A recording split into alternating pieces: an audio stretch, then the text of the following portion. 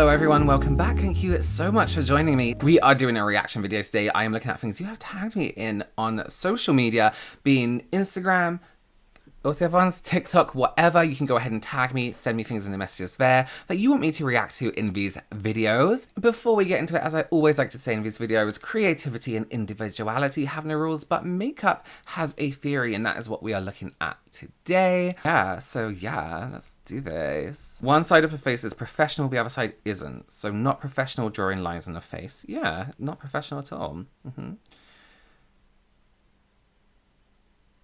That's also very unprofessional. Actually, in fact, the other side you would more than likely see a professional do. Never in my life would I have ever seen a professional makeup artist do that. Does it look fine? Yeah, but it's not professional if that's what we're doing. Professional versus beginner. I mean, it looks nice. The end result is nice. Her lip looks lovely. That shape is perfect, and her brows are perfect too. Jesus. Oh, they're great. But it's not professional. Is it fine? Sure, if that's what you want to do. It's not professional, bro. I would also watch out, everyone. When you highlight this area of the face here, remember where you highlight, you're puffing up. So you're almost like doing this to your face for no reason. So do just be careful, especially if you're going to shade here or shade around the lip. Or shade under here. Do just be careful with that placement there. Oh no, this is going to be one of those horrible where it just blurs the skin. That's like one of the worst ways to apply foundation, is just like dragging it around the skin like that. It's a very transparent foundation, which is fine. That texture is actually really beautiful. Color's slightly off. I mean,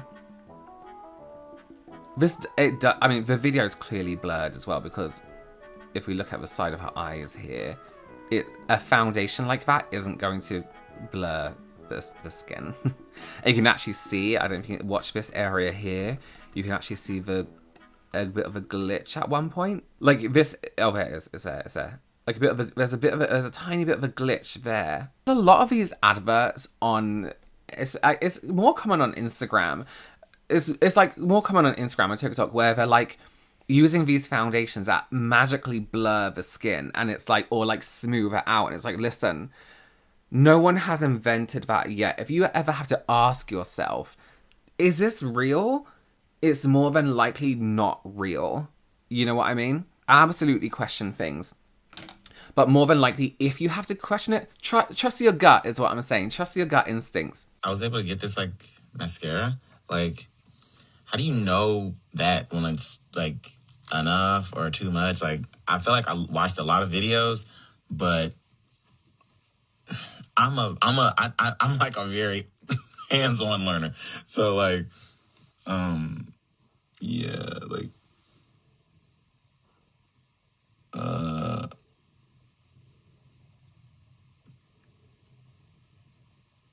does that work? Like, does that? Like, is that?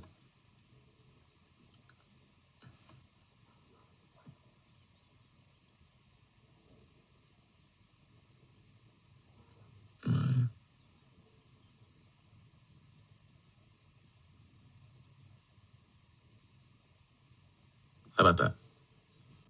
Looks great. One thing I would suggest, right?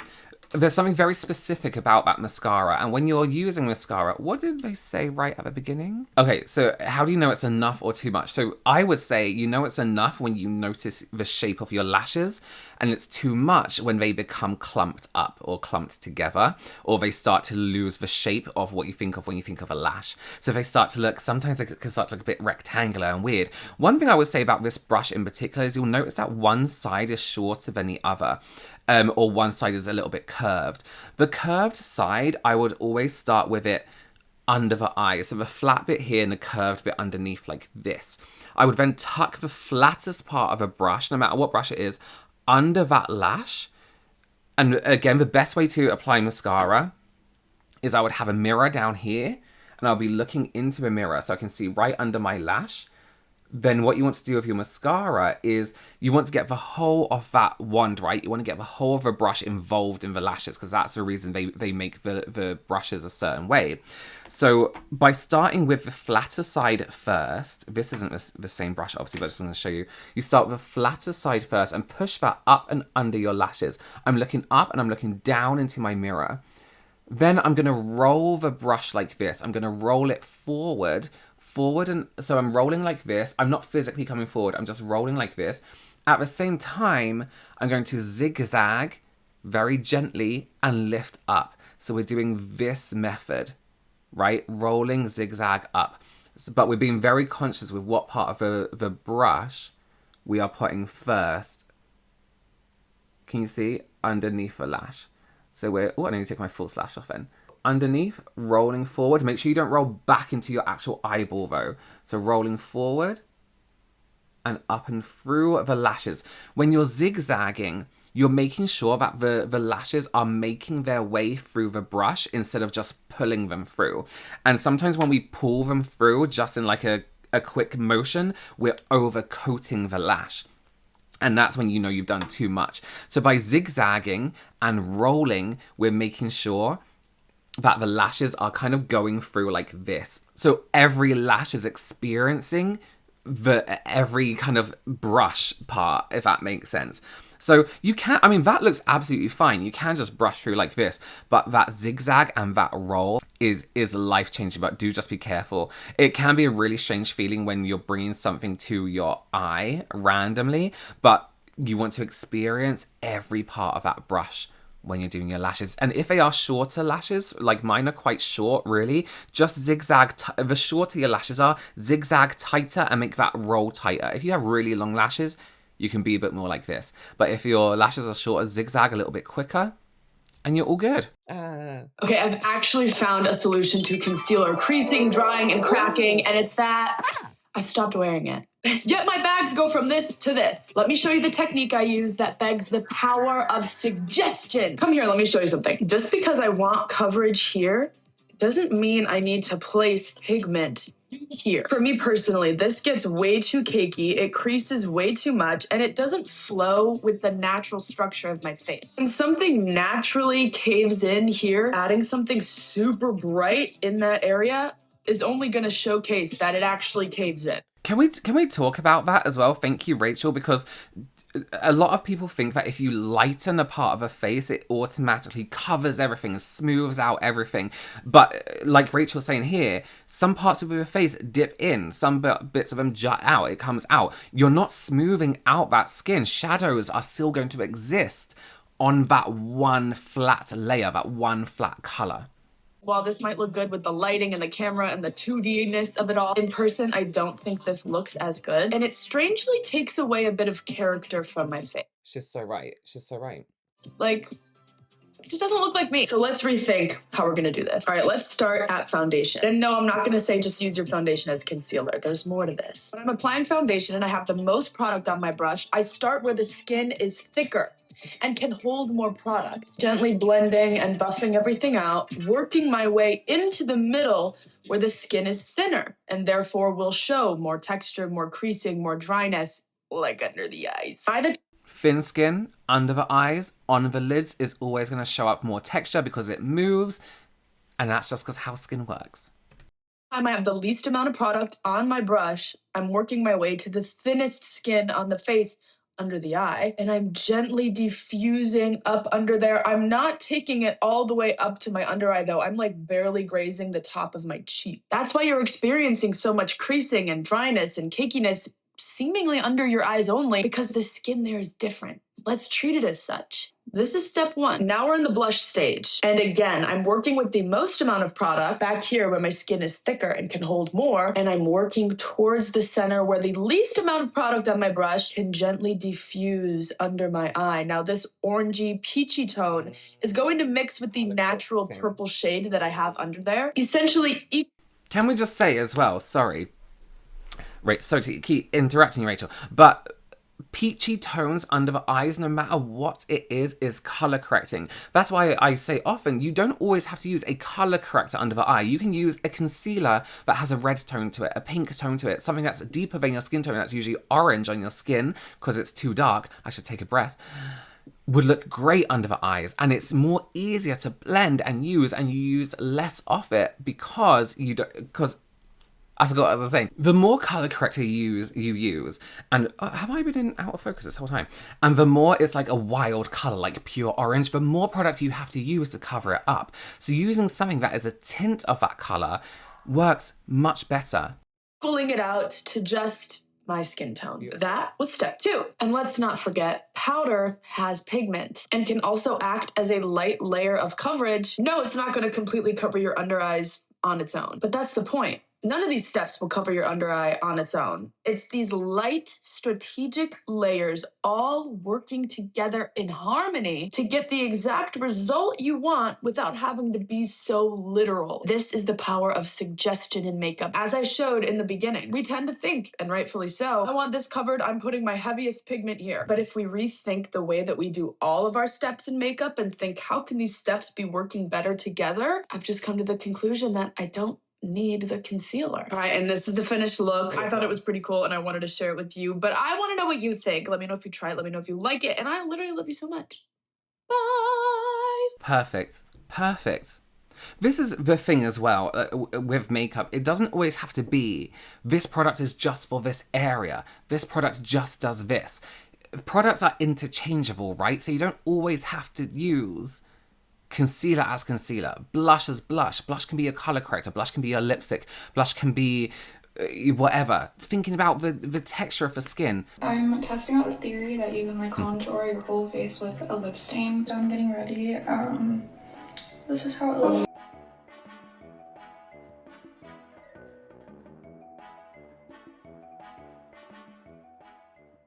I think that looks really cute. Literally to what I just said, a product doesn't have to be a product. One thing, we spoke about this ages and ages and ages ago. Do you remember Painted by Spencer? Spencer, in a very viral video, years and years and years and years ago, used Kool-Aid powder under the eye to tint it red, right? And then went on top with concealer. And in a reaction video, I watched this and I was like, I personally wouldn't use Kool-Aid, one, because we don't have it in the UK, but also because there are products you can use that do this thing. Tinted blushes, tinted lip products, for example, you can use under the eye. Now, is it recommended to use red pigment around the eye? No. Not in the eye anyway, but for those really special occasions where you really want to color correct but you don't want to use too much product, something like this can really work. So why would it not work to add a flush of color? Is it technically contouring? No, because it's the wrong color to contour, but it's adding some sort of definition, right? So there are contour ones like this, like lip things that are a little bit more contoury. You could absolutely use it to do that. I don't see why not. Just do be careful, obviously, that you're going to have these harsh lines at the end of it. You can't blend this out. You could try and do it before it dries down, but you will have to go over with some makeup to help it blend also. Your contour goes here, not here. Your bronzer goes here, not here. Your brightening concealer goes here. Wait. Okay. Not here. Shade match concealer goes here, here, and not here. Lifted, not lifted. I hope this was helpful. Yeah, who puts their bronzer under their contour? Is that a thing people are doing? I've never seen anyone do that. Now, contour isn't... Here's the deal. Here's the thing. Contour doesn't have to be in one place. You can do it technically to the face, but remember, contouring is accentuating your bone structure or changing your bone structure, right? So we contour our nose to change the shadow of the bone structure of our nose. Contouring is creating shadow of the bone structure. So when we contour our face, you can absolutely use it to create a new shadow right? So if you are contouring up here, if you are doing it, then what you're suggesting the outcome of your makeup is going to be, or what the shadow is going to suggest once that is done, is that the shadow is now starting here, so therefore your cheekbone ends here instead of down here where her cheekbone is. So what you would then be doing is lifting that cheekbone, right? Think about Angelina Jolie in Maleficent, right? She has that very sharp cheekbone. If you were to move that sharp cheekbone up and down, that and put shadow underneath, that's now where the cheekbone is. Does that make sense? So contouring doesn't have to be based on your natural bone structure. It's cheating your bone structure, because let me show, right, anyone who's not watching and just listening, I'm about to do a visual demonstration. So if I was to contour my nose, where my actual bone structure is, it'll be here. So this is where the bone finishes on my nose. That's my nose structure, right? When we contour, sometimes what some of us want to do is change our bone structure, change the area that is causing shadow. So if you look at my nose, the reason I coloured in this bit is because that's where my bone structure is creating shadow. It's making this whole shadow all the way down to here. But if I want my nose to look slimmer, and I'm going to do this heavy so you can see, I'm obviously going to cheat that, and I'm going to suggest that the shadow move here so that my nose then looks slimmer. So then if I was to match that up now, I mean, it's going to look crooked because we have that bit there. But if I was to do that lighter, you can see it's made my nose look slimmer because it's there, because we've created a new shadow. And in comparison, this bit of skin next to it looks lighter, so it's making this bit look like it dips in. And what would that dip in be? The end of my bone. Is that making sense? There's probably somebody who's a lot more articulate that can actually explain that properly. Now I'm just going to sit here with this nose. Her contour looks great here because that's top of the ear to the corner of the mouth is like a basic thing some people do. That's great for contour, but it doesn't have to be. But she's not wrong. That's not what I'm saying. Sorry, she's not incorrect. So what does she say about this? Brightening concealer goes here, not here. Shade match concealer goes here, here, and here, and okay, so brightening concealer, yes. But also you do have to bear in mind as well that on a lot of people you have darker... There's a hole in the shirt. If you have... Oh, and I've got makeup on it.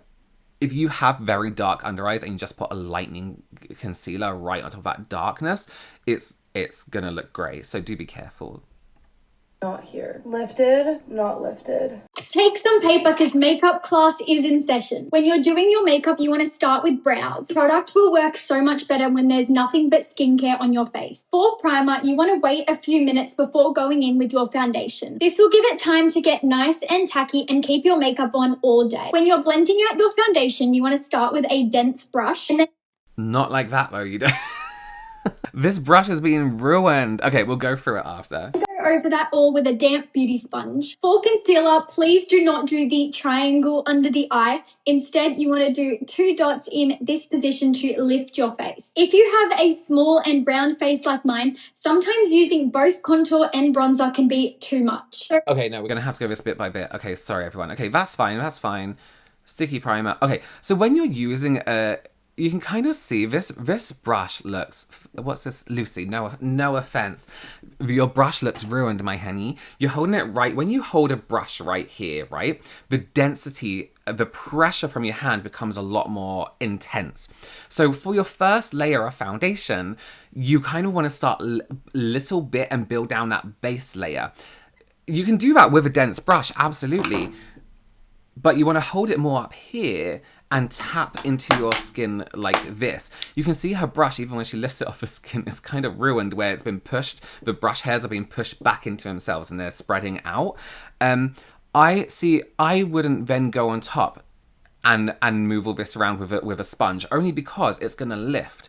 So all this area here, on a lot of people, it may work for her, I'm not saying that, but your foundation needs to become part of your skin. There's no need to apply your foundation with a brush like that first, then go in and do exactly the same motion with a damp beauty blender. You're just packing it on the face one way and blending it in a different way when you can just do the same thing with one tool. And also I would make sure, I mean, it's fine to go over your foundation once it's blended and everything like that with a beauty blender to pack it all on, but it's kind of wasting a bit of time. sponge. For concealer, please do not do the triangle under the eye. Instead, you want to do 2 dots in this position to lift your face. So it's not the positioning of the dots that lifts it, it's how you blend it out. So what would be lifting about it is blending this out into this area here, and then keeping this quite high instead of down here. Like she said, you don't want to do the triangle thing. If you have a small and brown face like mine, sometimes using both contour and bronzer can be too much. So I recommend just picking one to do. Just choose whichever you're feeling that day. This will ensure you have areas where only foundation is showing to really balance out your face. Lucy, throw that brush away. Please throw that brush away. I can... It can't blend anything if it's like this, please.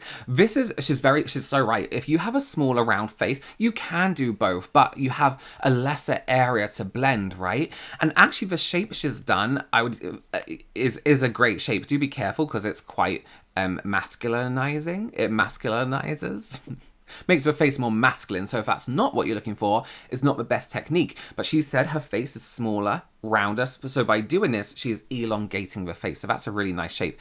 I would, however, blend that in with a different brush. To really balance out your face. For blush, I love to apply it to the high points of my face to really lift up my cheeks. My only tip for mascara is the Shiseido eyelash curler. This is my ride or die. It holds... Everyone says that. I have it and I've never tried it, but everyone says that about that particular the Shiseido curler. My super straight lashes up all day. And lastly is powder. There's a myth that powder makes your makeup look cakey. It's not a myth. In reality, it's the only thing keeping it on all day. Incorrect.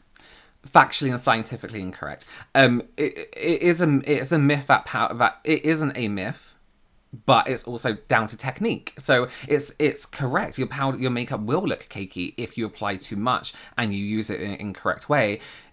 If you blend it out properly, it's fine. But your powder can absolutely make your makeup look cakey, especially if you haven't let the more hydrating, more moisturizing products dry down and it's mixing in with those products, you will get cakiness. It's not the only thing. I've been through this a million times, so you can find videos, I'll link them down below, how your makeup can last all day without powder. That brush, listen, I know we all have a horrible brush. I know we all have that one brush that we cannot get rid of. I had an eyeshadow blending brush that was so, the hairs were falling out. It was like this big, but I loved it. And I because I've had it for so long, I could blend with eyeshadow with it really well. So maybe that's the situation now with that brush. Okay, well, thank you so much for joining me. As I said, please tag me in anything you see online that you're questioning, or like, this is crazy, or this is stupid. You can always send it to me in a message also as well. Please don't send me just a link, because I'm not gonna click on it. Just send me a little bit of context for your reaction videos, and then I'll click on it. All right, thank you for joining me. Give this video a thumbs up. Make sure you're subscribed if you want to, and I will see you in the next one. Bye.